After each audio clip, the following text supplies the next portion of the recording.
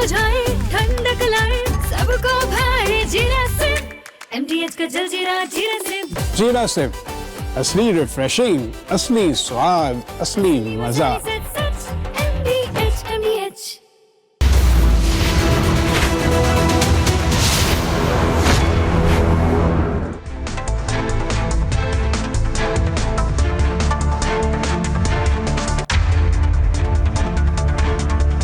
नमस्कार, बहुत स्वागत है आपका। आप देख रहे हैं देश का नंबर 1 न्यूज शो, ये भारत की बात है, और मैं हूं आपके साथ मृदुल शर्मा। होगी देश की हर बात, दिखाएंगे आपको देश और दुनिया की तमाम बड़ी खबरें। आज खबरों में आपके लिए क्या है खास, कौन सी बड़ी और महत्वपूर्ण खबरें हैं, आइए जानते हैं। आज सबसे पहले बुलेटिन में आपको बताएंगे कैसे कांवड़ यात्रा पर आतंकी साया मंडराने लगा है। कांवड़ यात्रा आतंकियों के टारगेट पर आ गई है और योगी सरकार ने इसके लिए प्रचंड तैयारी की है। आज आपको दिखाएंगे कहां कहां पर ड्रोन से निगरानी की जा रही है, और एक्शन अयोध्या में भी हुआ है क्योंकि वहां बम की लैब मिली है। इसके बाद आपको लेकर चलेंगे सीधे राम की नगरी अयोध्या और उस लैब के बारे में जानकारी देंगे जहां पर बड़े हमले की तैयारी थी। लेकिन इस छात्र के बारे में जो खुलासा हुआ है वो चौंकाने वाला है दर्शकों। इसका नाम सरफराज है। ये कैसे काम कर रहा था आज आपको बताऊंगा। इसके बाद एक और बड़ी खबर आज आपके लिए लेकर आए हैं दर्शकों। पाकिस्तान में तख्ता पलट की खबर है। खबर यह है कि मुनीर तख्ता पलट करने वाला है और तैयारी ऐसी है, यहां जरदारी को और शहबाज को कुर्सी छोड़नी पड़ेगी। पाकिस्तान की क्या तैयारी है यह आपको दिखाएंगे। इसके बाद बात करेंगे चंदा चोरी के नाम पर सनातन का विरोध करना पप्पू यादव को भारी पड़ा। पप्पू यादव पर प्रेस कॉन्फ्रेंस में चप्पल बरसाई गई। ये किसने हमला किया, उसके बाद क्या हुआ, इसकी पूरी रिपोर्ट आज आपको देने वाले हैं। बात करेंगे युद्ध की, जहां डोनाल्ड ट्रंप ने ईरान के खिलाफ हमले रोक दिए हैं। बोला है कि स्ट्रेट ऑफ हॉर्मुज पूरी तरह से खुलने को तैयार है, और ईरान और ट्रंप के बीच में क्या डील हुई है ये आपको दिखाएंगे। इसके बाद बात करेंगे कॉमनवेल्थ गेम्स में कैसे भारतीय बॉक्सर्स ने इतिहास रचा। 10 फाइनल में से 7 गोल्ड पर पंच दागा है, कईयों को सिल्वर मिला है। बताएंगे भारत की ताकत कॉमनवेल्थ गेम्स में कैसी है। दर्शकों, आज आपको सबसे पहले बताएंगे सावन शुरू हो गया है और बड़ी संख्या में देश भर से कांवड़िए जल लेने के लिए जा रहे हैं। भोले के भक्त पहुंच रहे हैं। लेकिन दर्शकों, पहले नेपाल में हंगामा हुआ, जो यूपी बिहार से सटा हुआ इलाका है नेपाल का, वहां पर। उसके बाद कश्मीर में आपने देखा कैसे टारगेट किलिंग हुई, और अब दर्शकों आतंकी साया कांवड़ यात्रा पर मंडराने लगा है। कैसे, और इसके लिए योगी सरकार की क्या तैयारी है, पूरे यूपी में किस तरह की तैयारियां की गई हैं, एक एक जगह की डिटेल आपको देंगे। लेकिन देखिए कांवड़ यात्रा कैसी चल रही है।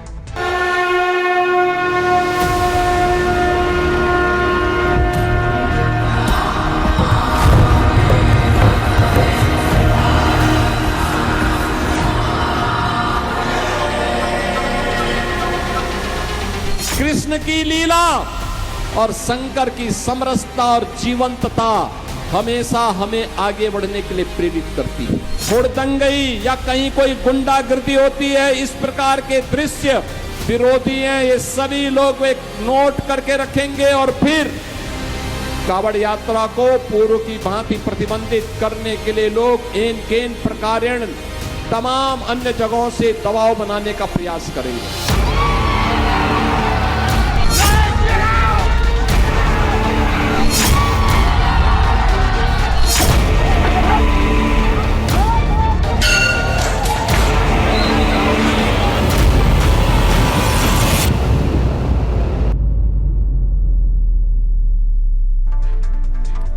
लेकिन दर्शकों, आज आपको बताएंगे यूपी में तैयारी कैसी है।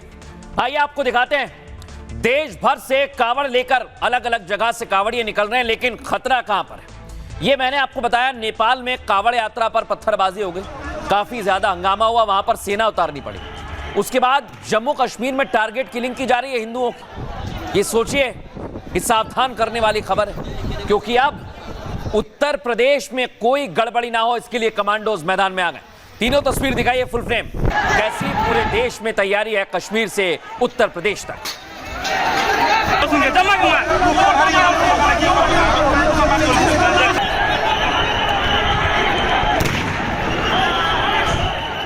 लेकिन दर्शकों, यूपी में सुरक्षा व्यवस्था क्यों टाइट? क्योंकि शक है कि अलग अलग रूट जो कांवड़ियों के हैं, उनमें कांवड़ियों के भेष में कोई आ सकता है, जिन्हें कालनेमी योगी आदित्यनाथ कह चुके हैं, और उसको लेकर उनके ड्रोन डिटेक्टिव भी तैनात हैं और फोर्स की भी तैनाती है। दोनों तस्वीर दिखाइए जरा।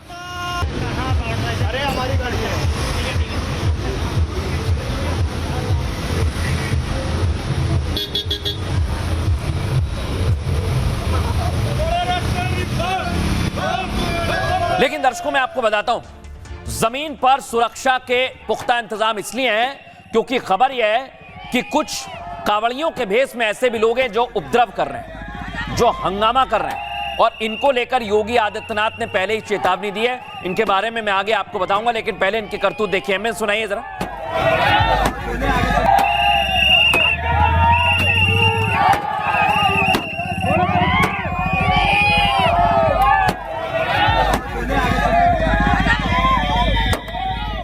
लेकिन दर्शकों, एक और खतरा है। प्रभु श्री राम की नगरी अयोध्या से ये जो आप देख रहे हैं, ये बम बनाने की लैब, बहुत बड़ी लैब, और इसकी ऐसी तैयारी थी दर्शकों, ये पूरे डॉक्यूमेंट जो हम आपको दिखा रहे हैं, ये बम बनाने की विधि है। इससे आप समझ सकते हैं कि सावन को लेकर जब कांवड़िए निकलते हैं और इनकी संख्या 4-5 करोड़ के आसपास है, सोचिए आप, इनके भेष में कोई भी आ सकता है। सावधानी बहुत जरूरी है। यूपी में तैयारी क्या है ये आपको बताऊं, उससे पहले देखिए सुरक्षा व्यवस्था कैसी है, दिखाइए जरा।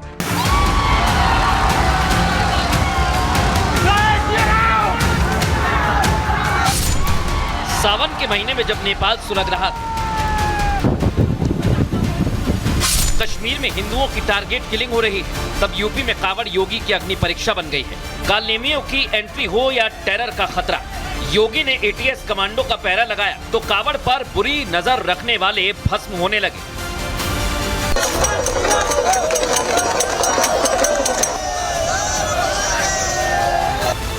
कांवड़ रूट पर योगी के ड्रोन डिटेक्टिव मंडरा रहे हैं तो ग्राउंड पर कमांडो मैसेज क्लियर है, शिव भक्तों की तरफ आंख उठाने वाली हर आंख को नेस्त नाबूद कर दिया जाएगा। सरकार उनकी सुरक्षा के लिए, उनकी सुविधा के लिए और उनकी भक्ति को साकार करने के लिए हर प्रकार का सहयोग कर रही है। यही तो डबल इंजन सरकार है जो आस्था का सम्मान कर रही है। साजिश कितनी गहरी है इसका अंदाजा आप इस बात से लगा सकते हैं कि इसी कांवड़ यात्रा के बीच उत्तर प्रदेश में धमाके की ट्रेनिंग और लर्निंग का एक बेहद डरावना मॉड्यूल पकड़ा गया। अब सवाल ये उठता है, क्या आतंकी संगठनों के स्लीपर सेल्स कांवड़ यात्रा के दौरान किसी बड़ी वारदात को अंजाम देने की फिराक में थे? बम बनाने और ब्लास्ट करने की ट्रेनिंग क्या इसी साजिश का हिस्सा है? कश्मीर से लेकर नेपाल तक फैले इस टेरर नेटवर्क के तार अब खंगाले जा रहे हैं। लेकिन दर्शकों, सोचिए जरा, इन लोगों की नजर यूपी पर क्यों आकर टिक गई है? क्योंकि यूपी वो प्रदेश है जहां पर करोड़ों की संख्या में कांवड़िए जाते हैं। यूपी, उत्तराखंड, दिल्ली, हरियाणा, ये चारों रूट तय है दर्शकों, और कांवड़ यात्रा पर यूपी में बहुत बड़े खतरे का इनपुट मिला है दर्शकों। कश्मीर में टारगेट किलिंग के बाद यूपी में पुलिस और कमांडोज हाई अलर्ट पर है। खुफिया एजेंसी का इनपुट मिला है दर्शकों, उसके बाद कांवड़ की सुरक्षा बढ़ा दी गई है। आपको बता रहा हूं, सुन लीजिए, सीएम योगी के आदेश पर कांवड़ रूट पर एटीएस कमांडोज तैनात कर दिए गए। देख रहे हैं ना आप, इधर ड्रोन कैमरे और एआई बेस्ड कैमरे से रूट की निगरानी की जा रही है जहां से कांवड़िए निकलेंगे, क्योंकि केंद्रीय एजेंसियों ने यूपी पुलिस को हमले का इनपुट दिया है। क्या इनपुट है, सुनिए ध्यान से। पाकिस्तान में बैठे गैंगस्टर शहजाद भट्टी के इशारे पर आतंकी यूपी में किसी बड़ी वारदात की साजिश रच सकते हैं। आतंकियों के निशाने पर कांवड़िए, सुने, कांवड़ यात्रा है और धार्मिक स्थल भी हो सकते हैं। इनपुट के बाद कांवड़ रूट पर पुलिस और पीएसी की तैनाती बढ़ा दी गई। कांवड़ रूट पर पहली बार 10,000 से ज्यादा महिला पुलिसकर्मियों की तैनाती भी है। रेलवे स्टेशन, बस अड्डे और धार्मिक स्थल पर सघन चेकिंग अभियान चलाया जा रहा है। बम निरोधक दस्ता, डॉग स्क्वाड और एलआईयू, लोकल इंटेलिजेंस यूनिट 24 घंटे अलर्ट पर है, ताकि किसी भी खतरे को यूपी पुलिस पहले ही खत्म कर सके। और सोचिए दर्शकों, इनकी तैयारी बहुत खतरनाक है, इसलिए कमांडोज ने भी मोर्चा संभाल लिया है। सुनिए प्रशासनिक अधिकारी क्या कहते हैं। 28 प्रमुख रास्ते हैं श्रद्धालुओं के लिए, जो कि लगभग 970 किलोमीटर का ये पूरा स्ट्रेच रहता है। ये यहाँ से करोड़ों श्रद्धालु जो हैं इन मार्गों से गुजरते हैं और मंदिरों में जल चढ़ाते हैं। इसके लिए हमारा पुलिस डिप्लॉयमेंट रहता है जो पूरे इन मार्गों पर रहता है। इसके अलावा कंट्रोल रूम बनाए जाते हैं, 30 कंट्रोल रूम बने हैं वायरलेस के, और सीसीटीवी व्यूइंग के लिए भी लगभग 30 कंट्रोल रूम हम लोग के बने हैं। फोर्स का डिप्लॉयमेंट पूरे रास्ते में रहता है। अस्थायी चौकियां इसमें लगभग 28 बनाई गई हैं, अस्थायी थाने भी 4 बनाए गए हैं। 100 के लगभग ड्रोन हम लोग इस्तेमाल कर रहे हैं एरियल सर्वेलेंस के लिए, और जो हमारे यातायात के लिए एडवाइजरी जारी हो रखी है। लेकिन दर्शकों सोचिए जरा, ये जो कावड़ निकलती है, बड़ी संख्या में श्रद्धा और आस्था का भाव रहता है, लेकिन इसमें भी कई लोग गलत निगाह रखते हैं। वो आपको दिखाऊं उससे पहले आप देखिए, यूपी पुलिस की तैयारी ऐसी है, सुरक्षा व्यवस्था भी बेहद टाइट, और इधर आप देखेंगे पुलिस कावड़ियों पर फूल बरसा रही है। दोनों तस्वीर दिखाइए जरा। अरे बहुत अच्छे, बहुत सुंदर, बहुत सुंदर, बहुत सुंदर। आराम आराम से, आराम आराम से, धीरे धीरे। दर्शकों, कावड़ ले जाने वाले कावड़िए बड़ी संख्या में जाते हैं, तो उनके ठहरने के लिए कई व्यवस्थाएं की गई। कई जगह पर देखा गया है, ऐसा इंतजाम किया गया है कि बारिश और धूप से उन्हें कोई परेशानी ना हो। ये आपको दिखा रहे हैं, लग्जरी इंतजाम कावड़ियों के लिए किया गया है। बीजेपी सरकार, फ्री सेवा, कभी देखने को नहीं मिलेगा आप लोग को कांग्रेस की सरकार में। लेकिन दर्शकों, कावड़ यात्रा पर घुसपैठ की खबर है। कैसी घुसपैठ है पहले आप ये देखिए। ये कावड़ियों की पूरी टोली जब जा रही थी, तब वहां पर एक कालनेमी उसमें घुसाया। दर्शक पहले आप देखिए कैसे उसके साथ हस्त किया गया।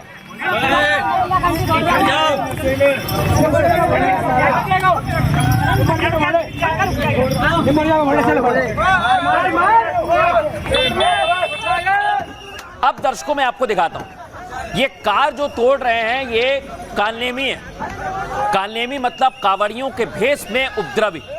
और आप देखिए पुलिस ने बहुत बड़ा खुलासा किया है। ये कालनेमी कौन है, पुलिस क्या कहती है, सुनवाइए जरा। नाम मेरा ना जाए, मैं गाड़ी पे कूद रहा था, गाड़ी के शीशे तोड़ रहा था कावड़ वालों के साथ। आगे से नहीं करूंगा, मुझसे गलती हो गई है, बहुत बड़ी मुझसे गलती हो गई है। नाम मेरा ना जाए, मैं गाड़ी पे कूद रहा था, गाड़ी के शीशे तोड़ रहा था कावड़ वालों के साथ। आगे से नहीं करूंगा। देखा दर्शकों, यानी ये लोग क्या करते हैं मैं आपको समझाता हूं। ये लोग कालनेमी है दर्शकों। कालनेमी वो राक्षस है जो लोगों की भक्ति में विघ्न डालता है, और ऐसा ही कुछ इस बार हो रहा है। कावड़ियों की कावड़ को खंडित कर दिया जाता है कई जगह, ये देख रहे हैं आप। और ये कौन करता है, कुछ कालनेमी। कावड़ हमेशा से सनातन विरोधियों का टारगेट रही है। अब कालनेमी कावड़ यात्रा के नए दुश्मन बनकर आ गए। हरिद्वार में कार पर हमले के बाद चौंकाने वाला खुलासा हुआ। कावड़ियों के बीच एक ऐसा शख्स कार में तोड़फोड़ कर रहा था जो ना तो कावड़िया था और ना ही कार से उसे कोई चोट लगी थी। वो कोई तीसरा ही आदमी था जिसका नाम राजा था। दर्शकों, जो मैंने आपको दिखाया, ये कालनेमी सिर्फ कावड़ियों को बदनाम करने के लिए आया। हरिद्वार में गुलजार नाम का एक मुस्लिम कावड़ को खंडित कर देता है। ये हम आपको दिखा रहे हैं। गुलजार का मकसद कावड़ खंडित कर कावड़ियों को भड़काना था, ताकि गुस्से में कावड़िए तोड़फोड़ करें और सनातन की छवि खराब हो जाए। दरअसल हर साल कावड़ यात्रा में 4 से 6 करोड़ शिव भक्त शामिल होते हैं। ये कालनेमी कावड़ियों के भेष में उनके बीच में घुसते हैं और कावड़ियों का रूप लेकर सनातन विरोधी काम करते हैं। मारपीट और तोड़फोड़ कर कावड़ यात्रा को बदनाम भी करते हैं, ताकि कावड़ यात्रा और सनातन को बदनाम कर लांछन लगाया जाए। लेकिन इसे लेकर अब अलग अलग प्रतिक्रियाएं सामने आई। क्या कहा है सनातनी और हिंदुओं ने, सुनिए जरा।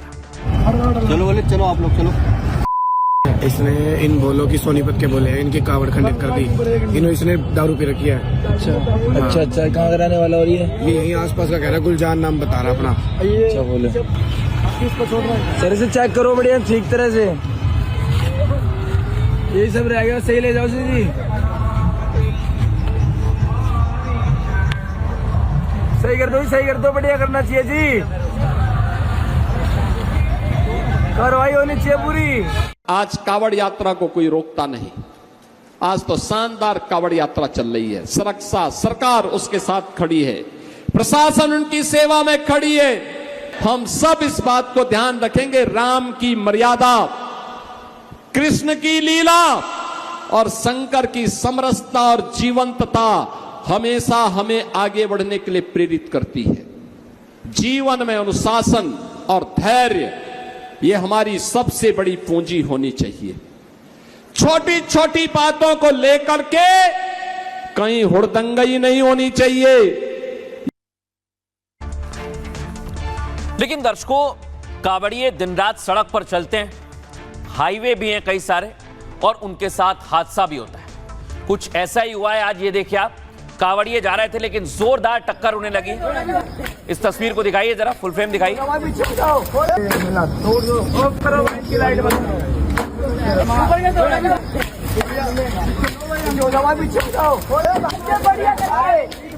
लेकिन दर्शकों, आप ये देखिए कैसे टक्कर मारी गई थी, उसकी तस्वीर भी सामने आ गई है। फुल फ्रेम दिखाइए। कावड़ियों के साथ यह हादसा हुआ है।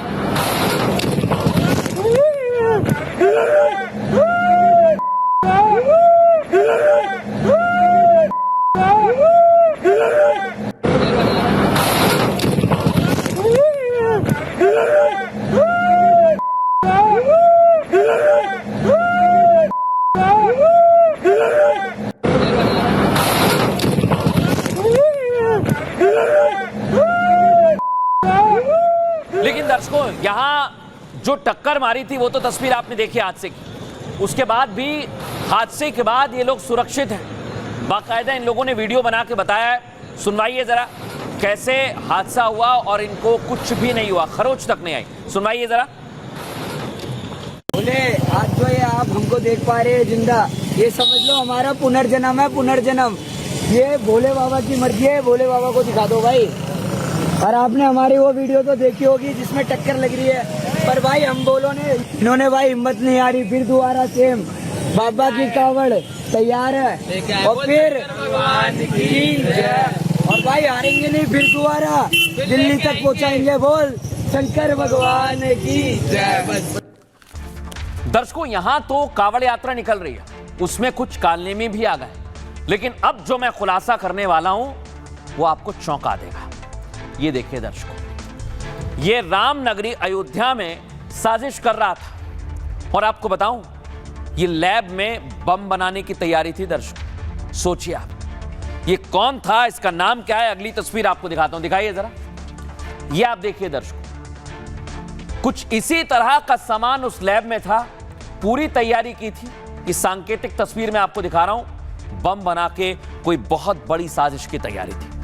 लेकिन आज दर्शकों जो खुलासा हुआ है वो चौंकाने वाला है, क्योंकि प्रभु श्री राम की नगरी अयोध्या में बड़ी संख्या में श्रद्धालु आते हैं। राम मंदिर है, लेकिन यहां पर बम बनाने की तैयारी की जा रही थी। यूपी में धमाकों की लर्निंग और ट्रेनिंग पर बड़ा खुलासा हुआ है दर्शकों। कावड़ यात्रा के बीच यूपी में बॉम्ब लैब पकड़ी गई है। ये देखिए आप, ये उसी तरह की लैब। अयोध्या में मेडिकल कॉलेज के एक्सरे रूम में बम बनाने का फॉर्मूला मिला, देख रहे हैं आप। पैरामेडिकल छात्र सरफराज लैब के अंदर बम बनाना सीख रहा था। इसी सरफराज के पास जय श्री राम लिखी एक टी शर्ट भी मिली दर्शकों। यानी बम बनाने के बाद कालनेमी रूप में सरफराज अटैक कर सकता था। खुलासे के बाद यूपी एटीएस और दूसरी खुफिया एजेंसी जांच कर रही है। दरअसल एक्सरे विभाग के इंचार्ज को रूम में एक पेपर मिला है दर्शकों, जो हम आपको दिखा रहे हैं। पेपर पर हैंड ग्रेनेड बनाने की पूरी प्रक्रिया है और कुछ डायग्राम भी बना हुआ है, आप देख लीजिए। पेपर पर सल्फर, रेड फास्फोरस, पोटेशियम जैसे विस्फोटकों के नाम भी लिखे हैं। अब एटीएस सरफराज के प्लान और मकसद के बारे में पूछताछ कर रही है। सवाल ये, क्या सरफराज के टारगेट पर राम मंदिर या सावन में चल रही कावड़ यात्रा थी? क्योंकि जिस अयोध्या में सरफराज रहता है वहां लाखों करोड़ों श्रद्धालु हर साल आते हैं, और अयोध्या सालों से सनातन विरोधी और आतंकियों के टारगेट पर रही है। अब इस मामले में भी एटीएस इसी दिशा में काम कर रही है। सुनवाते हैं। हमारे यहाँ का एक्सरे टेक्नीशियन स्टूडेंट है 2025 बैच का। सुबह जब आज कुछ बच्चे आए मॉर्निंग ड्यूटी में एक्सरे रूम में, तो उन्होंने बताया कि एक कागज़ मिला हुआ है जिस पे कुछ संदिग्ध चीज़ें लिखी हुई थी बम से संबंधित। तो उन्होंने अपने सुपरवाइज़र को बताया, उसके ज़रिए हमें पता लगा, जिसकी सूचना हम लोगों ने तत्काल पुलिस को दे दी। दर्शकों, बहुत बड़ी साजिश हो रही है और इसलिए यूपी पुलिस और प्रशासन एक्टिव है ताकि उस साजिश को नाकाम किया जा सके। 12 खबरों में आगे बढ़ेंगे। आज एक और बड़ी खबर आपके लिए लेकर आए हैं। मुनीर पाकिस्तान में तख्ता पलट कर रहा है। शहबाज जो कल तक मुनीर मुनीर मुनीर करता था, अब वो भी सकपका गया है क्योंकि उसकी छुट्टी होने वाली है। पहली तस्वीर दिखाइए। शहबाज शरीफ और जरदारी की छुट्टी होने वाली है और छुट्टी करने वाला है मुनीर, जो ऐसी छुट्टी करेगा कि अब पाकिस्तान पर उसका ही कब्जा होगा। अगली तस्वीर दिखाइए। बहुत बड़ी तैयारी की जा रही है दर्शकों। इसको लेकर बड़ा खुलासा किया पाकिस्तान के गृह मंत्री मोहसिन नकवी ने। यह वही ट्रॉफी चोर मोहसिन नकवी है जो एशिया कप की ट्रॉफी लेकर भाग गया था। सुनवाइए जरा ये क्या कह रहा है। आप 10 साल बाद भी यहीं बैठे होंगे और इसी तरह तकरीर कर रहे होंगे और इसी तरह अपने मसले बयान कर रहे होंगे। इसने ऐसे का ऐसा रहना है, क्योंकि ये सिस्टम जिसके अंदर हम रह रहे हैं ये कोलैप्स कर चुका है, आप माने ना माने। सुना आपने, ये खुद बता रहा है। इसके बाद मुनीर के चमचे भी आ गए। ये वही चमचे हैं जो ऑपरेशन सिंदूर में झूठ कह रहे थे और अब तख्ता पलट का इशारा कर रहे हैं। सुनवाइए जरा इसे भी। जिसमें तमाम once we say hard state, what does it mean? A hard state means एक वो रियासत जिसमें आइन और कानून सबके लिए यकसा हो, जिसमें तमाम मामलात आइन के मुताबिक और कानून के मुताबिक हो, in which there is no elitism, जहां सबके लिए बराबर हो आइन और कानून, तमाम मामलात आइन कानून के मुताबिक चले। That is what is a hard state. It doesn't mean a military run state. It doesn't mean a armed forces dominated state. लेकिन दर्शकों, अब तो पाकिस्तान की मीडिया में चर्चा होने लगी। कई पूर्व मेजर भी इसका खुलासा कर रहे हैं। कौन लेगा शहबाज की जगह? सुनवाइए जरा। जो बात डिक्टेटर के पेशाब मोहसिन नकवी ने जो बाहर आके बकवास की, पेशावर में जाके जो बात की, बिल्कुल वो वहां पे बात हुई कि भाई ये सिस्टम अब नहीं चल सकता। जीएचक्यू के अंदर प्लान बनाया गया है कि जनाब स्वीपिंग पॉलिटिकल ओवरऑल किया जाएगा और आसिम मुनीर को सदर बना दिया जाएगा और उसके पेशाब को, डिक्टेटर को और उसके यूनिफॉर्म के अंदर सदर बनाया जाएगा और तमाम उसके पास पावर भी होगी। वो सिर्फ आसिफ जरदारी की तरह का सदर नहीं होगा और मोहसिन नकवी को वजीर आजम बनाया जाएगा। मोहसिन नकवी इसी सिलसिले में सदर जरदारी से कराची में जाके मिला है और सदर जरदारी ने हमारी इतलात के मुताबिक बताया कि यार मैं तो मान भी लूं, जाहिर बात है उसकी फाइलें बहुत सी खुली हुई है, नैब की फाइलें बड़ी खुली हुई है, मेरा बेटा नहीं मानता और उसने तो कोई करप्शन भी नहीं की हुई और वो तो इसके अंदर इन्वॉल्व भी नहीं है। तो उसको कहा गया, सदर जरदारी को मोहसिन नकवी ने कहा कि देखें मैं भी तो आपका बेटा बना हुआ हूं, लेकिन ऊपर से अब ऑर्डर ये आ गया है कि बेटे को साइडलाइन करें, बेटे के पर काटें और ये हमारे एग्रीमेंट के ऊपर आप आ जाएं, आपको सेफ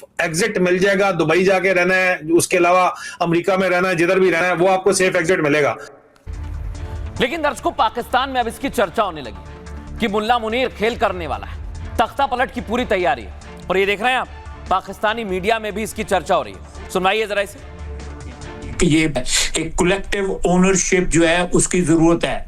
हम साइड लाइंस पे खड़े होके तमाशा किसी और के जो देखने की बजाय खुद भी हम तमाशा बन रहे होते हैं। ये बात जो है सोचने की बात है कि हम खुद भी तमाशा बन रहे होते हैं, बजाय इसकी बात कि हम लोगों को तमाशा समझते हैं। निशानियां सिस्टम के जाने की हैं या नहीं है कि यहाँ से अब 4 साल हो गए? नहीं, मैं नहीं समझता कि सिस्टम के जाने की कोई निशानियां हैं, लेकिन ये है कि इंटेंट है, रादर रिजॉल्व है इस हाइब्रिड सिस्टम का या इस हाइब्रिड जो भी इस वक्त अरेंजमेंट का उसका रिजॉल्व है कि हमने जो माजी में जो कुछ हुआ है उसको एक तो अमेंड कर रहे हैं। वजीर आजम शहबाज शरीफ, सदर आसिफ जरदारी साहब और पाकिस्तान की अस्करी क़यादत एक कमरे में मिलकर बैठ के भी बात कर सकते थे ना इंतजामी यूनिट्स की। कुछ ना कुछ नहीं तय पा रहा, कुछ ना कुछ इख्तलाफात है ना, जो पब्लिकली पहले मोहसिन नकवी साहब आते हैं, DJSPR बात करते हैं, मुस्तफा कमाल, कुछ ना कुछ है ना मसला। मैं आपकी बात से इत्तेफाक करता हूँ। अब दर्शकों एक और खुलासा हुआ। पाकिस्तान के ही लोग कह रहे हैं कि मोहसिन नकवी मुनीर का संदेश लेकर अमेरिका गया था। सुनिए जरा, सुनवाइए इन्हें। चलते चलते मोहसिन नकवी के दौरे अमेरिका की भी बात कर ली जाए, क्योंकि ये सब कुछ रैंडमली नहीं हो रहा। आप अमेरिका गए, आप वजीर दाखिला हैं, हुजूर ये बताइए कि वहां के वजीर दाखिला ने, जो होमलैंड सेक्रेटरी है, उससे आपसे मुलाकात की? आपने ख्वाहिश का इजहार किया mayor of New York Zohran Mamdani से मुलाकात की, उसने आपको घास नहीं डाली, लेकिन आपने इसके अलावा और क्या किया? आपने बोइंग के साथ एक डील की 19-20 के करीब तैयारे उनकी खरीदारी से मुताल्लिक। आपका ख्याल है हम इस पर यकीन कर लेंगे कि आप सिर्फ इस काम के लिए गए थे? अब हो सकता है ये ख्याल खाम हो। मेरे ख्याल से, मेरे हिसाब से, मेरे गुमान से आप अपने असली मालिकों के साथ मामला करने गए थे, उनसे इजाजत तलब करने गए थे कि हम ये कुछ करने जा रहे हैं। यानी इस कदर मेजर पैराडाइम शिफ्ट है जो हम करने जा रहे हैं, तो उसके लिए आशीर्वाद तो चाहिए।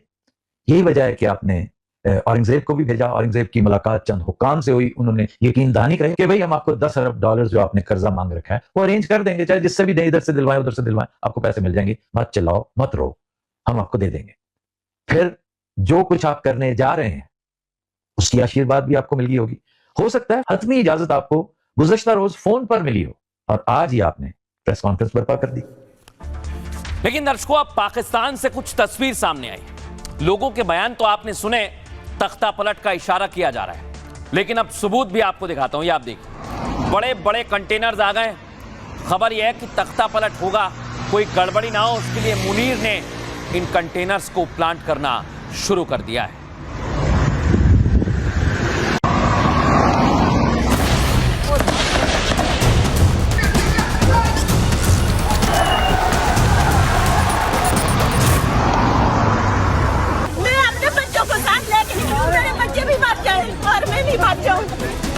क्या पाकिस्तान में फिर तख्ता पलट की तैयारी है? दावा है कि शहबाज शरीफ और जरदारी को कुर्सी छोड़ने का अल्टीमेटम मिल गया है। 30 जुलाई को पाकिस्तान के गृह मंत्री ने खुद कहा देश में सिस्टम नाम की कोई चीज नहीं है, और इस बयान के बाद तख्ता पलट के कयास तेज हो गए हैं। ये सिस्टम जिसके अंदर हम रह रहे हैं ये कोलैप्स कर चुका है, आप माने ना माने। मोहसिन नकवी मुल्ला मुनीर के सबसे करीबी शख्स माने जाते हैं। ऐसे में उनके बयान के एक दिन बाद सेना ने प्रेस कॉन्फ्रेंस में फिर वही बात दोहरा दी है। देश की सुरक्षा के लिए अच्छा शासन जरूरी है। सेना के बयान के बाद इस्लामाबाद से लेकर पूरे पाकिस्तान में चर्चा तेज हो गई है। पूर्व सैन्य अधिकारी भी दावा करने लगे हैं अब मुल्क की कमान मुल्ला मुनीर के हाथों में ही रहेगी। और आसिम मुनीर को सदर बना दिया जाएगा और उसके पेशाब को, डिक्टेटर को और उसके यूनिफॉर्म के अंदर सदर बनाया जाएगा और तमाम उसके पास पावर भी होगी, वो सिर्फ आसिफ जरदारी की तरह का सदर नहीं होगा। लेकिन दर्शकों, मैं आपको बताता हूं मुनीर की तैयारी क्या है, क्योंकि पाकिस्तान में तख्ता पलट पहली बार नहीं हो रहा है। पाकिस्तान में तो ऐसा कई बार होता आया है और इस बार भी मुल्ला मुनीर की तैयारी है। पाकिस्तान के अंदर कई राज्यों में सेना के खिलाफ विद्रोह शुरू हो चुका है और देखिए आप, बलूचिस्तान से खैबर पख्तूनख्वा तक सेना का कंट्रोल खत्म हो रहा है। विद्रोह को रोकने के लिए मुनीर ने नया प्लान बनाया है दर्शकों, कुर्सी का। मुनीर ने शहबाज और जरदारी को हटाने का प्लान कर लिया है, दोनों को कुर्सी से खड़ा कर देगा। दरअसल 31 जुलाई को पाकिस्तानी सेना एक प्रेस कॉन्फ्रेंस करती है जिसमें कहा जाता है कि पाक की राष्ट्रीय सुरक्षा के लिए अच्छा शासन जरूरी है। इसका मतलब यह कि मुल्ला मुनीर ने तख्ता पलट की पूरी तैयारी कर ली है। और सेना से पहले पाकिस्तान के गृह मंत्री मोहसिन नकवी भी एक दावा करते हैं। मोहसिन नकवी ने कहा देश में शासन और व्यवस्थाएं चरमरा गई हैं। अब मोहसिन नकवी कुछ दिनों पहले अमेरिका के दौरे पर गए। दावा है कि मोहसिन वहां मुनीर का प्रतिनिधित्व करने गए थे और मुनीर ने अमेरिकी सरकार से तख्ता पलट की इजाजत ले ली है। शहबाज शरीफ और जरदारी को सख्त लहजे में बता दिया गया है कुर्सी छोड़कर दोनों लोग सुरक्षित तरीके से विदेश चले जाएं, जैसे यहां से कुर्सी से उठा दिया है। तख्ता पलट को लेकर सेना और आईएसआई की 7 घंटे बैठक भी चली है। खबर यह है सेना और आईएसआई के सभी बड़े अधिकारी मौजूद रहे और पाकिस्तान के पूर्व सैन्य अधिकारी और पत्रकार भी ये दावा करते हैं। दावा यह है कि तख्ता पलट के बाद सत्ता की कमान शहबाज की जगह मोहसिन नकवी यानी प्रधानमंत्री बनेगा और राष्ट्रपति जरदारी की जगह मुल्ला मुनीर बैठेगा। इसको लेकर अलग अलग प्रतिक्रियाएं सामने आई हैं, सुनिए जरा। कि 28 और 29 संविधान संशोधन की तैयारी करी जा रही है। ऐसा क्या हो गया जिसके लिए आपको ये करना पड़ रहा है? और उससे भी बड़ी बात यह है, होम मिनिस्टर पाकिस्तान का कह रहा है कि पूरी की पूरी जो कानून व्यवस्था है, लॉ एंड ऑर्डर है, वो देश का टूट रहा है, टूट चुका है। ये भी एक तैयारी के तौर पर है। सबसे बड़ी बात जो आती है इन सब के पीछे, जब लॉ एंड ऑर्डर ब्रेक होता है, एक होम मिनिस्टर डिक्लेयर कर देता है, तो क्या शहबाज शरीफ सेफ हैं? मुझे नहीं लगता, क्योंकि हालांकि सेफ अनसेफ कोई फ़र्क नहीं पड़ना चाहिए, क्योंकि पाकिस्तान की हर सरकार सिर्फ पाकिस्तान आर्मी द्वारा अपॉइंटेड सरकार होती है। सो अपने आप में Pakistan is heading, martial law हो या ना हो, but Munir is set. Munir अब एक उस दिशा में चल रहे हैं जो शासक के तौर पर पाकिस्तान में उभरेंगे। अब दर्शकों मैं आपको बताता हूं, यहां तो मुल्ला मुनीर तख्ता पलट की तैयारी कर रहा है, लेकिन एक और तस्वीर पाकिस्तान में देखने को मिल रही है। ये आप देखिए, विद्रोह की तस्वीर। ये विद्रोह ऐसा हो रहा है दर्शकों कि अब पाकिस्तान का टुकड़े टुकड़े होना, खंड खंड होना तय। सुनवाइए जरा।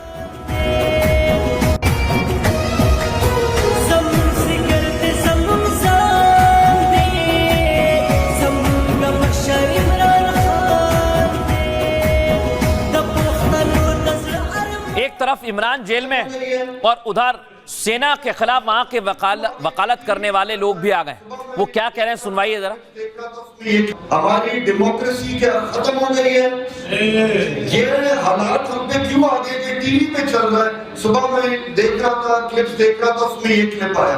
तो आज पाकिस्तान इस हालात में क्यों आ गया है कि वो हमें हिफाजत के बजाय वो हमें ये दर्ज दे रहे हैं कि ये होना चाहिए। ये आपका डोमेन नहीं है सर, ये डोमेन हमारा है, सिविलियंस का है। क्या आप हमसे नहीं ले सकते? आपसे 4 सूबों की गवर्नेंस नहीं हो रही, आप चाह रहे हैं और यूनिट बनाए जाए। चले सोचते हैं यूनिट बन गए, यानी कि और वजीर आला और ब्यूरोक्रेट्स और माल खाएंगे। लोगों को मिल क्या रहा है? तबाही हो रही है। आप गवर्नेंस इंप्रूव कर नहीं पा रहे, आप रिफॉर्म्स ला नहीं सकते, आपकी डेमोक्रेसी फॉर्म 47 की है। लेकिन दर्शकों सोचिए जरा, ये पाकिस्तान में बहुत बड़ी साजिश हो रही है वहां के अल्पसंख्यक हिंदुओं के खिलाफ। मैं ऐसा क्यों कह रहा हूं? क्योंकि जब से मुल्ला मुनीर आया है वो हिंदुओं के खिलाफ बयान देता है, और इस बार तो उसकी तैयारी है वो पूरा का पूरा संविधान बदल देगा। सत्ता संभालने के बाद मुनीर संविधान में संशोधन करेगा। बलूचिस्तान, खैबर पख्तूनख्वा जैसे प्रांत में विद्रोह थम नहीं रहा है दर्शक। बलूचिस्तान से लेकर पीओके तक पाक के 4 टुकड़े हो सकते हैं, और विद्रोह को कम करने के लिए संविधान संशोधन की तैयारी है। गृह मंत्री मोहसिन नकवी ने कुछ दिन पहले ही इस बारे में जानकारी दी। 25 करोड़ की आबादी को सिर्फ 4 प्रांत में संभालना मुश्किल है, गृह मंत्री कहता है पाकिस्तान का। इसलिए देश में छोटे प्रशासनिक प्रांत बनने चाहिए। मोहसिन नकवी वही बोलता है जो मुनीर उसे बोलने के लिए कहता है। जाहिर है संविधान में 28वां और 29वां संशोधन करने की तैयारी है। पाकिस्तान में दर्शकों आपको बताऊं, अभी केवल 4 प्रांत हैं। नए संशोधन के जरिए पाकिस्तान में कई नए प्रांत बनेंगे। इसका मुख्य मकसद प्रांतों में फैले असंतोष को दबाना है, अलग अलग ग्रुप की ताकत को कमजोर करना है। प्रांतों को सौंपे गए अधिकार उनसे छीन लिए जाएंगे। इसके साथ ही आंतरिक सुरक्षा में भी बड़े बदलाव की तैयारी है। पुलिस को सीधे सेना और सेंट्रल कमांड के अधीन लाने की भी तैयारी है। मुनीर को लगता है कि इससे वो विद्रोह की आग को दबा सकता है, लेकिन आपको बताऊं कि संभव नहीं है दर्शकों। मुल्ला मुनीर बहुत बड़ी गलती कर रहा है। सुनिए डिफेंस एक्सपर्ट क्या कहते हैं। पाकिस्तान के जो आर्मी चीफ हैं आसिम मुनीर, उनकी बहुत कोशिश है। उनको ये लगता है कि अगर बलूचिस्तान के छोटे छोटे टुकड़े कर दिए जाएं, खैबर पख्तूनख्वा के छोटे छोटे टुकड़े कर दिए जाएं, या पीओके के छोटे छोटे टुकड़े कर दिए जाएं, तो आर्मी को वहाँ पर इन छोटे छोटे टुकड़ों पर राज करने में आसानी होगी। लेकिन ऐसा शायद संभव ना हो, क्योंकि कितनी भी कोशिश कर लें कि संविधान को बाईपास कर लिया जाए, 5 सूबे वहाँ पर हैं ऑलरेडी, तो और भी छोटे छोटे भागों में अगर बांट देंगे पाकिस्तान को, तो जो बाकी सिविलियन एडमिनिस्ट्रेशन है क्या इतने सारे सूबों के इतने सारे चीफ मिनिस्टर होंगे? तो पाकिस्तान के सूबों को छोटे छोटे हिस्सों में जो बांटने की जो खबरें आ रही हैं कि आर्मी कोशिश कर रही हैं, शायद इनमें ज़्यादा प्रैक्टिकल दम ना हो। अब दर्शकों मैं आपको बताता हूं पाकिस्तान के प्रांत क्यों टूटने वाले हैं। सबसे पहले मैं आपको दिखाता हूं पाकिस्तान के कब्जे वाले कश्मीर की तस्वीर। जहां पाकिस्तान ने कब्जा किया हुआ है वहां पर अब पूरी तरह से विद्रोह अलग रूप ले चुका है, ऐसा जो अब मुनीर संभाल नहीं पाएगा। दिखाइए जरा कैसी वहां पर फायरिंग की जा रही है। एमएन सुनाइए।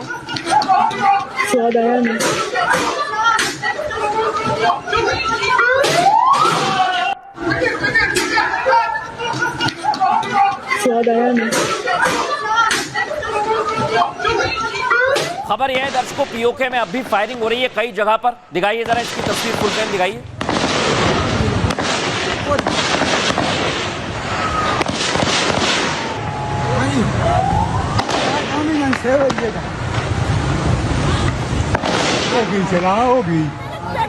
अब दर्शकों वहां पर आवाम जो है खुद बता रही है कि कैसे हमला किया गया उन पर। सुनवाइए जरा। बेटे को गोली लगी है, मैं खुद मरना चाहती हूँ और मैं अपने बच्चों को साथ लेके निकली हूँ। मैं अपने बच्चों को साथ लेके निकली हूँ, मेरे बच्चे भी भाग जाए और मैं भी भाग जाऊँ। हमें और जिंदगी रहने का फायदा ही नहीं है, हमें जीने की कोई जरूरत ही नहीं है। जब हमारे बाप मार रहे हैं, हम और जिंदा रह के क्या करेंगे? अब दर्शकों क्यों तख्ता पलट की तैयारी है? क्योंकि यहां पर सेना से मामला संभल नहीं रहा है। देखिए जरा कैसे सेना की गाड़ी वापस कर दी गई है।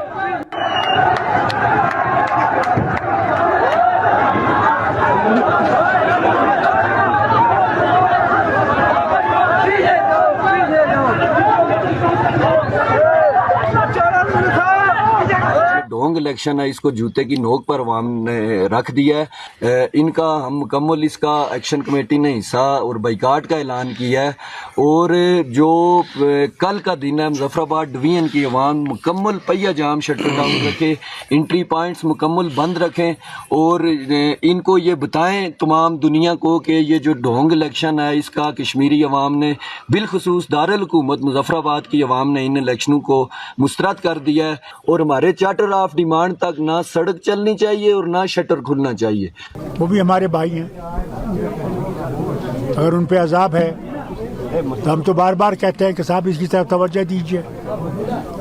यूनाइटेड नेशंस इतना बड़ा ऑर्गेनाइजेशन है, उसका इतना बड़ा ह्यूमन राइट्स का एक हिस्सा है, तो उनको जाना चाहिए, देखना चाहिए कि उनकी हालत क्या है। मगर वहाँ सब चुप है, कोई भी किसी भी मुल्क की तरफ से कुछ नहीं हो रहा है। अपना मुल्क जो ये कहता है वो हमारे हैं, वो तक बात नहीं कर रहा है। लेकिन दर्शकों अब खबरों में आगे बढ़ेंगे और आज आपको एक और खबर बताता हूं। पाकिस्तान में तख्ता पलट होता है या कुछ ऐसी सुगबुगाहट होती है तो वो भारत के खिलाफ साजिश करता है। और दिल्ली में जो कॉकरोचों का प्रदर्शन हुआ दर्शकों, उसमें भी ऐसी ही साजिश का खुलासा हुआ है। और दर्शकों इस खुलासे पर लोग लगातार मना करते रहे, लेकिन मैं आपको सबूत दिखाता हूं कैसे आतंकी साजिश थी, पाकिस्तान का कनेक्शन। दिखाइए पहली तस्वीर। ये जंतर मंतर पर प्रदर्शन आपको याद है ना, जिसमें पुलिस वालों पर हमला किया गया था। और कई लोग इस बात को मानते हैं कि इसमें असामाजिक तत्व मौजूद थे। दिखाइए जरा इन्हें।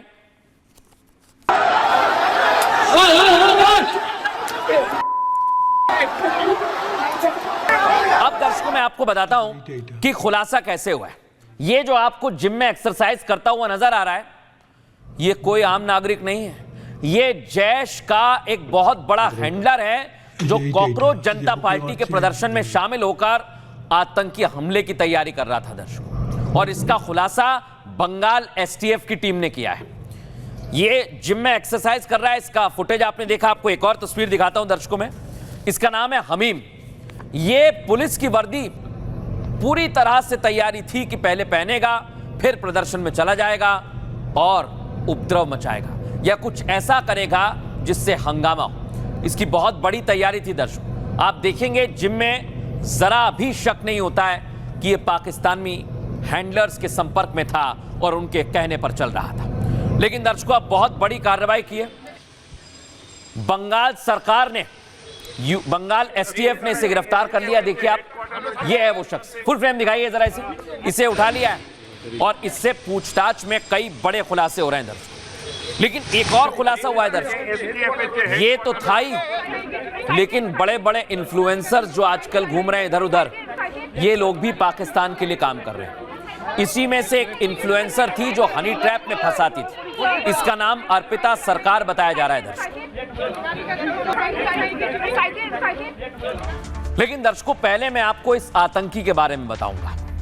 यह आतंकी बहुत बड़ी साजिश कर रहा था और जो लोग शुतुरमुर्ग की तरह रेत में अपना मुंह घुसाकर कहते हैं कि ऐसा कुछ नहीं हुआ, वो आज खुलासा देख लें, सुन लें। यह है वो जंतर मंतर पर सीजेपी के प्रदर्शन के दौरान बड़ी साजिश रची गई थी दर्शकों। प्रदर्शन के दौरान दंगे और आतंकी हमले की साजिश रची गई थी। यह खुलासा किसी और ने नहीं, बंगाल एसटीएफ की टीम ने किया है दर्शकों। कई लोग विश्वास नहीं करते, लेकिन सुनिए, 31 जुलाई को पश्चिम बंगाल एसटीएफ ने हमीम मंडल को बर्धमान से गिरफ्तार किया। यह हमीम मंडल है। गिरफ्तारी के बाद हमीम ने दिल्ली में बड़ी साजिश का खुलासा किया। एक आतंकी खुद बता रहा है। बंगाल एसटीएफ का दावा है दर्शकों कि हमीम जैश-ए मोहम्मद का आतंकी है और पाकिस्तान में बैठे हैंडलर्स ने हमीम को प्रदर्शन में जाने का ऑर्डर दिया था। एसटीएफ ने बताया कि हमीम पुलिस की वर्दी पहनकर प्रदर्शन में जाने वाला था ताकि किसी को शक ना हो और हंगामे के बाद दिल्ली पुलिस की छवि खराब की जा सके। हमीम का प्रदर्शनों में पेट्रोल बम फेंकने और अशांति फैलाने का भी प्लान था। आतंकी हमीम ने पेट्रोल बम फेंकने के लिए कई लोगों से बातचीत की थी। खबर यह है दर्शकों, हमीम को सीएम शुभेंदु की गतिविधियों पर नजर रखने का भी टास्क दिया था। एसटीएफ ने हमीम की गर्लफ्रेंड अर्पिता सरकार को भी झारखंड से गिरफ्तार कर लिया।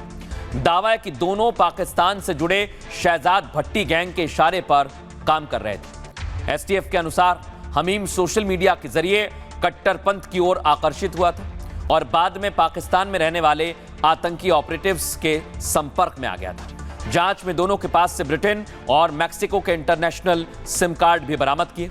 इनका इस्तेमाल हैंडलर्स और स्लीपर सेल से एनक्रिप्टेड बातचीत के लिए किया जाता था। लेकिन दर्शकों सोचिए, ये तो हमीम था, लेकिन इसकी एक गर्लफ्रेंड थी जो पूरी तरह से पाकिस्तानी हैंडलर्स की मदद कर रही थी। कैसे? ये देखिए, ये रील बनाती है दर्शकों।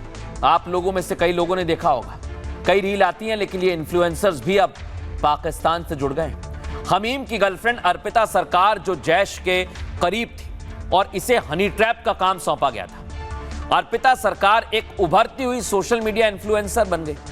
इसके इंस्टाग्राम अकाउंट पर बाइक राइडिंग और ट्रैवल की रील होती है ताकि किसी को शक ना हो। बंगाल एसटीएफ का आरोप है कि अर्पिता आतंकी नेटवर्क की एक सक्रिय सदस्य थी जो हनी ट्रैप के जरिए प्रभावशाली लोगों को अपने जाल में फंसाती।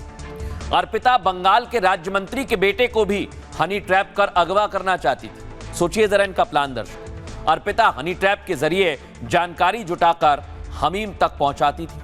अर्पिता और हमीम के व्हाट्सएप चैट से भी ये सारी जानकारी निकल गई। एसटीएफ के मुताबिक हमीम और अर्पिता की मुलाकात इंस्टाग्राम पर हुई और इसको लेकर अब और तथ्य खंगाले जा रहे हैं और सबूत जुटाए जा रहे हैं। लेकिन इसको लेकर एसटीएफ ने क्या खुलासा किया दर्शकों, सुनिए ध्यान से। बार बार एक कोशिश की जा रही थी इनको कम्युनिकेट करने की कि हमारे जो ऑनरेबल चीफ मिनिस्टर हैं उनका मूवमेंट पैटर्न, वो उनकी कोई अनगार्डेड मूवमेंट, इसको लेके इनको इंस्ट्रक्शंस दी जा रही थी कि वेरीफाई करें और बताएं और खबर दें। और इसके साथ ही हम देख रहे थे कि वहाँ से जो हमारे स्टूडेंट प्रोटेस्ट रिसेंटली हुआ है जंतर मंतर में, उसमें कुछ डिस्टर्बेंस क्रिएट करने के लिए ये हमीम मंडल जो है, इसको बोला जा रहा था कि वो कुछ यूनिफॉर्म प्रोक्योर करे, पुलिस का यूनिफॉर्म प्रोक्योर करे। हम लोग वेरीफाई करें एग्जैक्टली वो क्या प्लान था इनका, तो उसके लिए भी इसको इंस्ट्रक्शन दिया जा रहा था। इसमें हमने ये भी देखा कि कुछ पुलिस टारगेट्स, कुछ पॉलिटिकल टारगेट्स और भी हैं, कुछ इंपॉर्टेंट लोग हैं जिनको टारगेट करने की इसमें कोशिश की जा रही थी। अब दर्शकों खबरों में आगे बढ़ेंगे और आपको बताते हैं, देश में जबरदस्त सियासी पारा चढ़ा हुआ है और मुद्दे कई सारे हैं, लेकिन कांग्रेस पार्टी और सहयोगी विपक्षी दल को जो कांग्रेस के साथ हैं, उन्हें सनातन के अपमान का अब कर्ज चुकाना पड़ रहा है। पप्पू यादव ने जो मजाक उड़ाया था, अब उन पर जूतों से हमला हो रहा है, चप्पलों से हमला हो रहा है। दिखाइए पहली तस्वीर। आज पप्पू यादव प्रेस कॉन्फ्रेंस कर रहे थे, लेकिन अचानक उन पर चप्पल फेंकी गई। दिखाइए जरा इस तस्वीर को दिखाइए। हालांकि पप्पू यादव को चप्पल लगी नहीं, वो बाल बाल बच गए।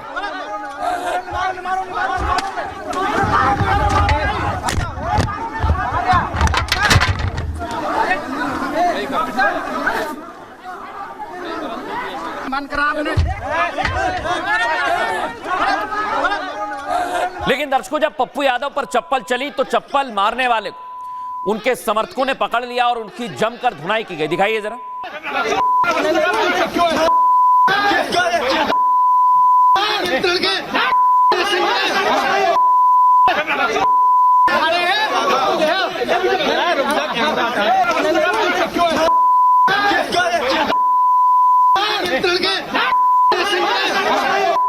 लेकिन दर्शकों, वो चप्पल भी दिख गई जो पप्पू यादव को मारी गई थी चप्पल, और पप्पू यादव कह रहे हैं कि चाकू भी था, हमला करने की साजिश थी। सुनवाइए जरा इन्हें।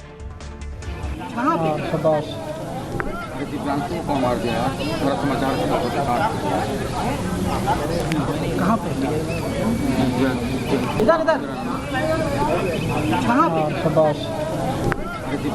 अब दर्शकों, मैं आपको बताऊं, जिस शख्स ने चप्पल फेंकी वो यही है। इसे पुलिस ने हिरासत में ले लिया है और इससे पूछताछ की जा रही है।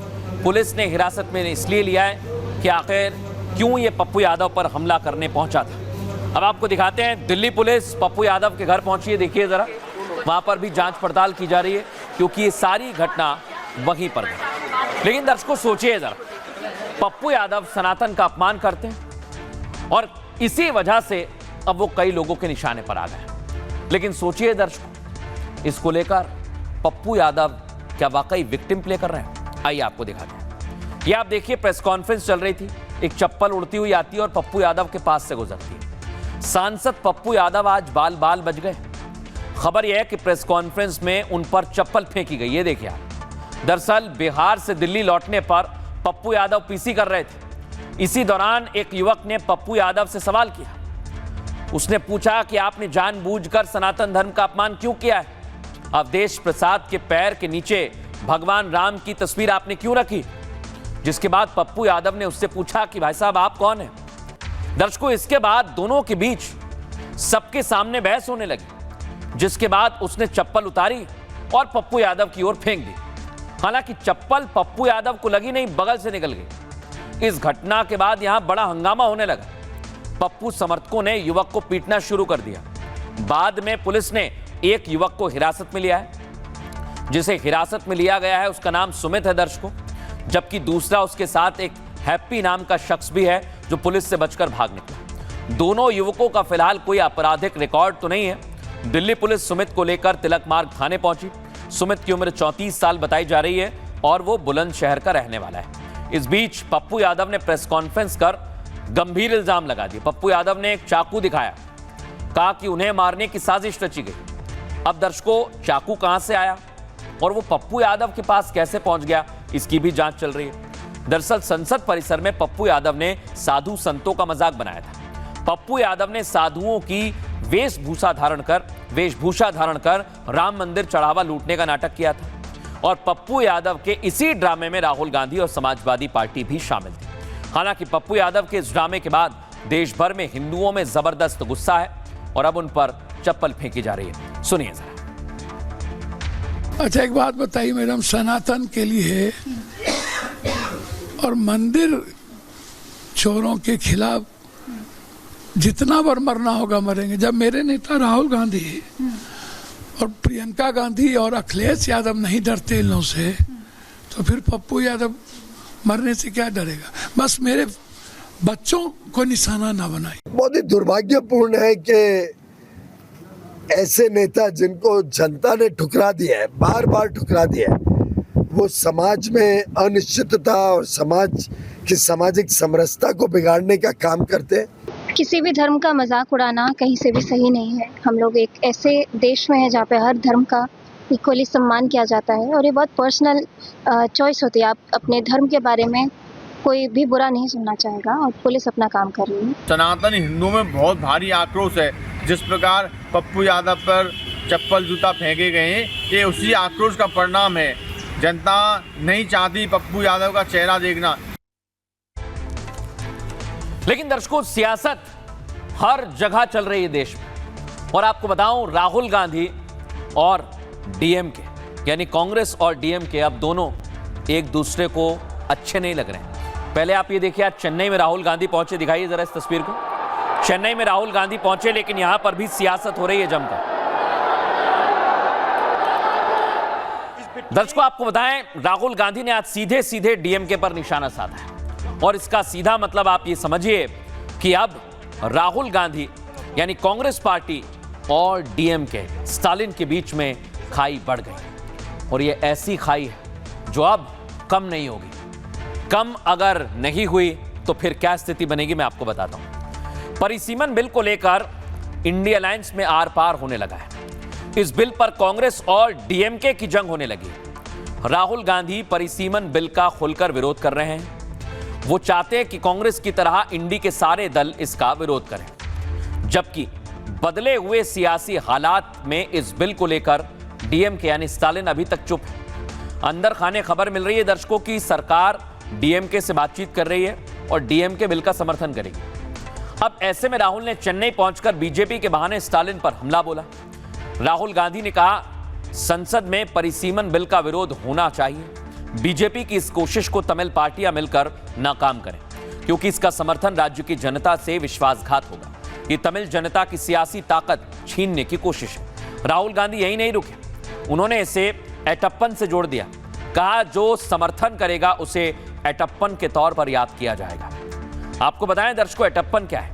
18वीं सदी के तमिल शासक एटप्पन विश्वासघात का पर्याय थे। एटप्पन ने अंग्रेजों की मदद की थी और स्वतंत्रता सेनानियों को पकड़वा दिया था।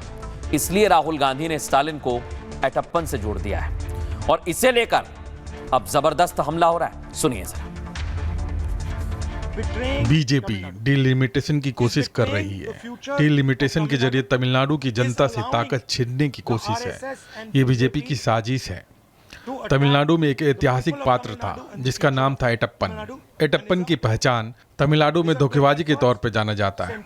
जो भी सियासी दल डिलिमिटेशन का सपोर्ट करेगा वो तमिलनाडु की जनता से धोखा करेगा।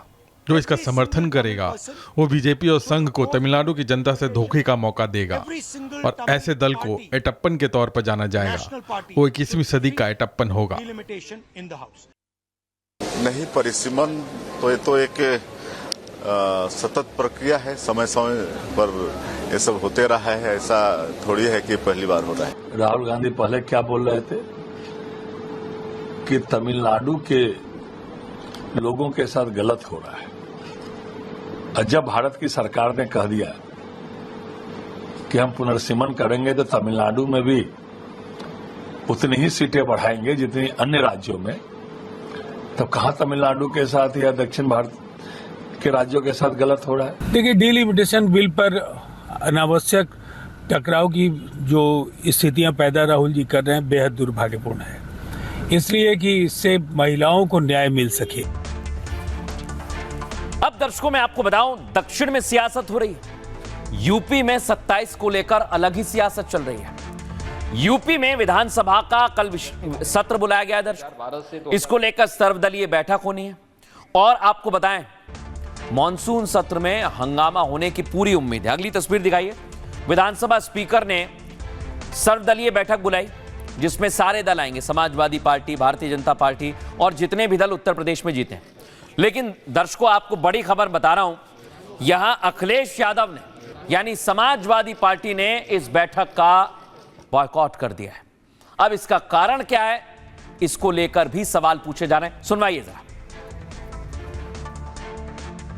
पूरे देश में बाई इलेक्शन हुआ, सरकार पीछे हट गई बाई इलेक्शन से। नहीं, वो जानते थे कि फोर्स लगाना पड़ेगा, बिना फोर्स के जीत पाएंगे। और कितना फोर्स से वो काम लोगे आप? बीजेपी वाले कभी भी सगे नहीं हो सकते किसी के। आप देखिए दिल्ली में जो हुआ, सवाल तो ये कि लाठी पड़ी, उन्हें पता है लाठी किसने मरवाई, लाठी चलाने वाले को पता है किसके ऑर्डर पर लाठी चली है, जिस पे लाठी लगी उसे पता है किसकी वजह से लाठी पड़ी है, और बीजेपी सरकार को उसे पता ही नहीं लाठी किसके ऑर्डर से चली है। आज अधिकारियों के साथ ही नहीं है वो, सोचिए आप, और अधिकारियों को आगे कर दिया। अब दर्शकों देखना होगा कि यूपी विधानसभा में हंगामा कितना होता है। बहरहाल खबरों में आगे बढ़ेंगे दर्शकों, और आपको दिखाते हैं एक बहुत बड़ी खबर आज। अब डोनाल्ड ट्रंप दर्शकों इतनी बार पलट गए हैं कि वो खुद भी नहीं समझ पा रहे हैं कि आखिर में करूं तो करूं क्या। अब डोनाल्ड ट्रंप ने एक तरफा सीज फायर का ऐलान कर दिया। कल तक कह रहे थे हमला करेंगे, अब बदल गए। दिखाइए जरा पहली तस्वीर।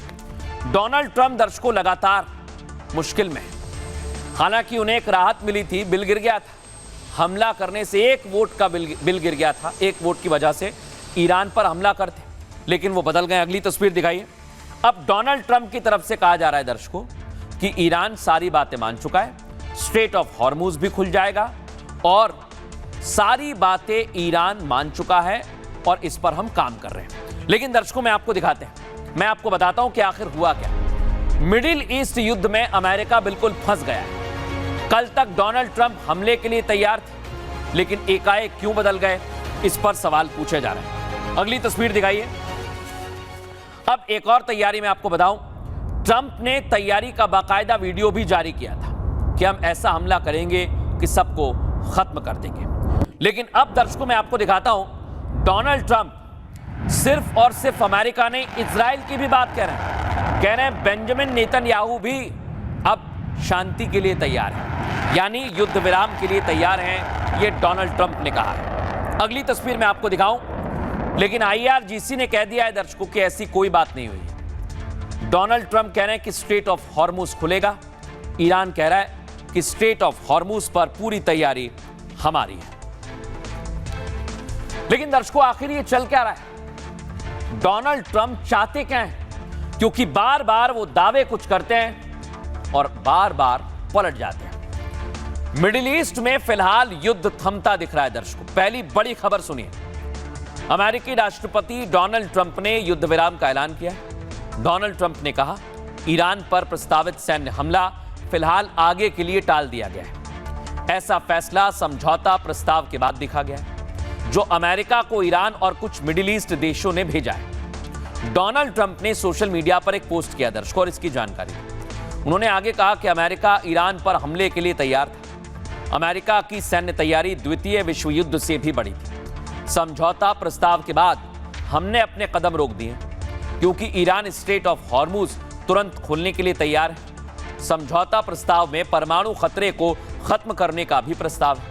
हालांकि ईरान युद्ध रोकने के हमारे फैसले में इजराइल भी साथ है, ये डोनाल्ड ट्रंप कहते हैं। अब इस बीच ईरान की तरफ से क्या कहा गया? वॉशिंगटन एक तरफ हमले की धमकी देता है, दूसरी तरफ बातचीत के सारे पैंतरे आजमाता है। अमेरिका अब ईरान को धोखा नहीं दे सकता, चाहे जंग हो या बातचीत। स्ट्रेट ऑफ हॉर्मुज पर फैसला ईरान ही करेगा, वो पीछे नहीं हटेगा। सुनिए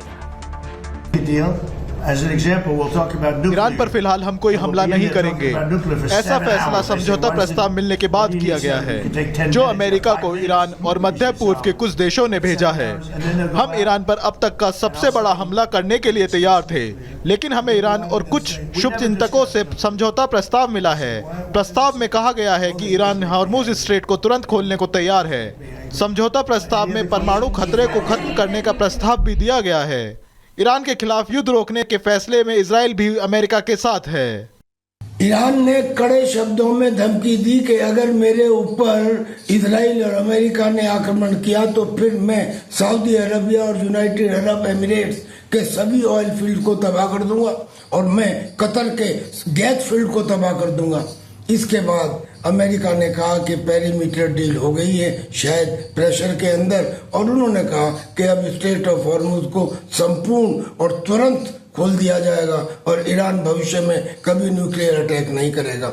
चाहे ईरान ने ये बात मान भी ली हो, लेकिन फेस सेविंग के लिए उसने कहा कि मैंने ऐसा कोई समझौता नहीं किया है। और अमेरिका ने चाहे ये पूरी तरह सच ना भी हो, लेकिन अपनी फेस सेविंग के लिए ऐसा कह के दुनिया को कंफ्यूज तो किया है, पर दुनिया खुश है कि अगर समझौता हो जाए तो अच्छा है, क्योंकि स्ट्रेट ऑफ हॉर्मुज के साथ अब बाबल मंडेब के बंद होने का भी डर सता रहा है।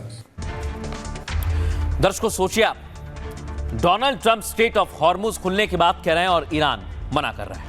अब देखना होगा आगे क्या होता है। बहरहाल खबरों में आगे बढ़ेंगे। एक बड़ी खबर, भारतीय एथलीट्स ने धमाल मचाया दर्शकों ग्लासगो में। और अभी तो और मेडल आने बाकी है। लेकिन अभी कैसे गोल्ड पर पंच मारा है दिखाते हैं आपको। पहली तस्वीर दिखाइए। कॉमनवेल्थ में 10वें दिन भारत को 8 गोल्ड मेडल मिले और ये सारे जो आप देख रहे हैं ये भारत के एथलीट्स हैं। इन्होंने मेडल पर कब्जा जमाया है।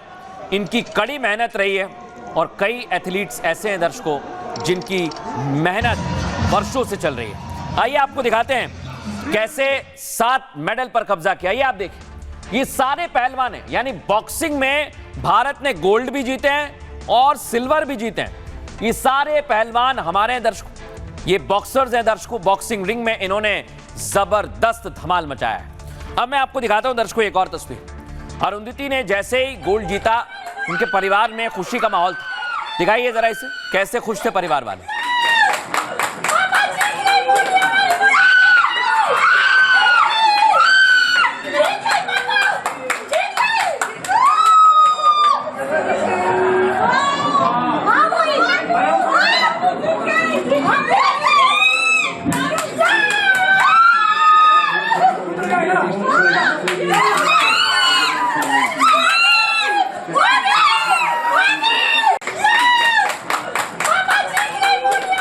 ये आप देखिए दर्शकों, भारत ने इतिहास रचा। बॉक्सिंग में तो गोल्ड जीता ही, जूडो में महिला पहली महिला है जिन्होंने भारत के लिए मेडल जीता है, गोल्ड मेडल जीता है दर्शकों, अस्मिता ने। और ये बहुत ही संघर्ष के बाद वहां तक पहुंची हैं। सुनिए इन्होंने मेडल के बाद क्या कहा। अच्छा लग रहा है सर, ये मेरा पहला कॉमनवेल्थ गेम्स है और इसमें मैंने गोल्ड मेडल जीती हूँ और मैं बहुत ही खुश हूँ सर। आज के दिन जो मेरे पापा थे वो 2025 में जो चले गए थे दिसंबर में, तो उन्होंने मुझे बहुत सपोर्ट किया है, पर दिसंबर में पापा जाने के बाद मुझे लगा सब कुछ खत्म हो गया। पर उसके 2 महीने बाद कॉमनवेल्थ गेम्स और एशियन गेम्स के ट्रायल था जिसमें मेरा नेशनल में मैं फर्स्ट आई थी और मैं अभी दोनों में सिलेक्टेड हूँ। लेकिन दर्शकों, भारत ने इस बार कई ऐसी चैंपियनशिप्स हैं जिसमें भाग लिया है और मेडल भी जीता है। कई एथलीट्स ने पहली बार भारत को मेडल दिलाया है। आइए आपको दिखाते हैं बॉक्सिंग में कैसे गोल्ड पर कब्जा जमाया। स्कॉटलैंड के ग्लासगो में चल रहे कॉमनवेल्थ गेम्स में भारत की धूम है। 10वें दिन खिलाड़ियों ने शानदार प्रदर्शन करते हुए 8 गोल्ड मेडल अपने नाम किए। इनमें से 7 गोल्ड मेडल बॉक्सिंग और 1 पैरा शॉटपुट से आया। भारत ने पहली बार कॉमनवेल्थ गेम्स के एक ही एडिशन में बॉक्सिंग में 7 गोल्ड जीते हैं और ऐसा भी पहली बार हुआ जब 10 के 10 बॉक्सर के फाइनल में जगह बनाने की खबरें दुनिया भर में चर्चा का विषय बनी। 7 गोल्ड मुक्केबाजों ने जीते, इसमें 5 महिला मुक्केबाजों ने जीते। प्रीति पवार ने 54 किलोग्राम वर्ग में पहला गोल्ड दिलाया। जैस्मिन विमेन्स 57 किलोग्राम वर्ल्ड में गोल्ड मेडल जीती। 51 किलोग्राम वर्ग में साक्षी चौधरी ने गोल्ड मेडल अपने नाम किया और प्रिया गंगास ने विमेन्स 60 किलोग्राम वर्ग में 4-1 से जीत हासिल की और मेडल पर कब्जा किया। अरुंधति चौधरी ने 70 किलोग्राम में इंग्लैंड की कैंथल रीड को हराया। सचिन सिवाच ने 60 किलोग्राम वर्ग में पेनल्टी के बावजूद गोल्ड मेडल जीता। बॉक्सिंग में अंकुश पंघाल ने 7वां गोल्ड मेडल 57 किलोग्राम कैटेगरी में अपने नाम किया। पैरा शॉटपुट इवेंट में F57 कैटेगरी में सोमन राणा ने बेस्ट थ्रो के साथ गोल्ड अपने नाम किया। सिर्फ बॉक्सिंग नहीं दर्शकों, जूडो में भी खिलाड़ियों ने कमाल किया। जूडो में बैक टू बैक 15 मिनट के भीतर 2 गोल्ड मेडल भारत ने हासिल किए। अस्मिता डे ने गेम्स के इतिहास में पहली बार जूडो में देश को पहला गोल्ड मेडल दिलवाया और इसके 15 मिनट बाद पुरुषों में हर्ष सिंह ने 60 किलोग्राम में दूसरा गोल्ड मेडल अपने नाम किया। यामिनी मौर्य ने सिल्वर मेडल हासिल किया, यानी जूडो में कुल 3 मेडल आए हैं और कई ऐसी स्पर्धा हैं जो अभी भी बनी हुई हैं। भारत अभी भी आशान्वित है। सुनिए। अभी तो बहुत राहत मिल रही है बिकॉज इतने दिन से यही था कि हाँ एक बारी नेशनल एंथम बजवाना है, नेशनल एंथम बजवाना है और आज फाइनली वो दिन आया कि मेरे वेट कैटेगरी में नेशनल एंथम जरूर बजाए। ऐसे लग रहा है आने वाले भी और बेटर करने के लिए हम बहुत मोटिवेट हो रहे हैं। बहुत बढ़िया अच्छा लग रहा है कि लास्ट टाइम मेरा ब्रॉन्ज मेडल था, इस बार सिल्वर मेडल जीत के मुझे बहुत अच्छा हो रहा है कि मैंने अपना बेस्ट दे के सिल्वर मेडल जीता है। अभी तो अच्छा लग रहा है गोल्ड मेडल जीत के, लेकिन बाउट में थोड़ा मनोबल हो गया था कि पहला राउंड 5-0 डाउन हो गया था, तो थोड़ा प्रेशर आ गया था। तो मैं ये मेडल हमारे जो फ्लड में बहुत सारे लोगों को जान गया है, उन लोगों को मैं डेडिकेट करना चाहती हूँ, क्योंकि ये हार्ड टाइम में मैं उधर नहीं थी। काफ़ी टफ रहा है, लेकिन हमें विश्वास था सभी को कि हम ऐसे ही अच्छा कॉम्पिटिशन करेंगे। हाँ, अभी मेरे साथ चाचा से बात हुई थी, काफ़ी खुश हैं और आगे भी ऐसे ही और मेडल लावा तो और खुश रहते रहेंगे। दर्शकों, वाकई खिलाड़ी बहुत मेहनत करते हैं और इनकी मेहनत रंग ला रही है, देश का नाम रोशन कर रहे हैं। 12 आगे बढ़ेंगे और बात करेंगे आज के सूत्र की। आज का सूत्र लिया है आचार्य चाणक्य से। चाणक्य नीति कहती है, मित्रता एक पवित्र रिश्ता है और इस रिश्ते को कभी खराब नहीं करना चाहिए। मित्रता में पूरी ईमानदारी बरतनी चाहिए। मित्रता की नींव विश्वास और समर्पण पर टिकी होती है। जब इन दोनों में से किसी भी एक चीज में कमजोरी आती है तो मित्रता की बुलंद इमारत हिलने लगती है। इसलिए दोस्ती में कभी दिखावा नहीं करना चाहिए, ईमानदारी रखनी चाहिए। वक्त एक छोटे से ब्रेक का हो गया, जल्द हाजिर होंगे। नमस्कार। चमकी चाट से क्या बना है? सैंडविच, लस्सी और छाछ और हर घूंट में चमकी चाट, ड्राई फ्रूट और दही बड़े। चमकी चाट से स्वाद बढ़े। असली स्वाद सिर्फ चमकी चाट।